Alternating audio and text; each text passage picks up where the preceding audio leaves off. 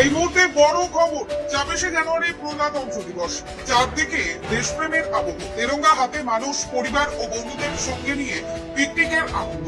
ব্যস্ত জীবনের মাঝখানে একটুখানি স্বস্তি, একটুখানি হাসির খোঁজে মানুষ ছুটে এসেছেন প্রকৃতির মোড়ে।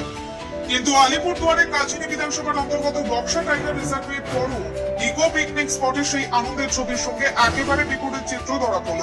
প্রকাশ্যে দিবালোকে মদ্যপান এবং প্রকাশ্যে মদের বিক্রি যেন জল বা ঠান্ডা পানীয় বিক্রির মতোই স্বাভাবিক বিষয়। সারি সারি করে সাজানো মদের বোতল, গ্লাসে ঢেলে মদ খাওয়া, সবকিছু সবার চোখের সামনেই।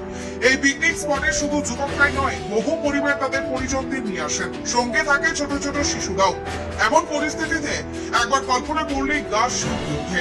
একটি শিশু তার বাবা বা কাকার হাত ধরে হাঁটতে হাঁটতে দোকানে সাজানো বোতল দেখে বলে, ওই কোল্ড ড্রিঙ্কসটা কিনে দাও। তখন তাকে কি উত্তর দেওয়া যায়?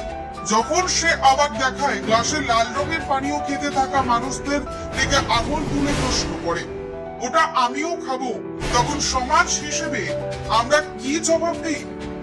প্রজাতন্ত্র দিবসের মতো জাতীয় উৎসবের দিনে একটি ইকো পিকনিক স্পটে এমন দৃশ্য শুধু অস্বস্তিকর নয়, গভীরভাবে চিন্তার বিষয়। এই পরিস্থিতির মধ্যে স্বস্তির কথা।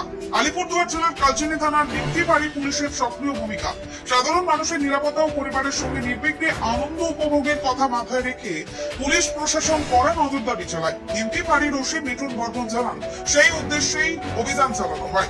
অভিযানে একাধিক মদের বোতল বাজেয়াপ্ত করা হয়েছে এবং প্রকাশ্যে মদ বিক্রির অভিযোগে একজন যুবককে আটক করা হয়েছে।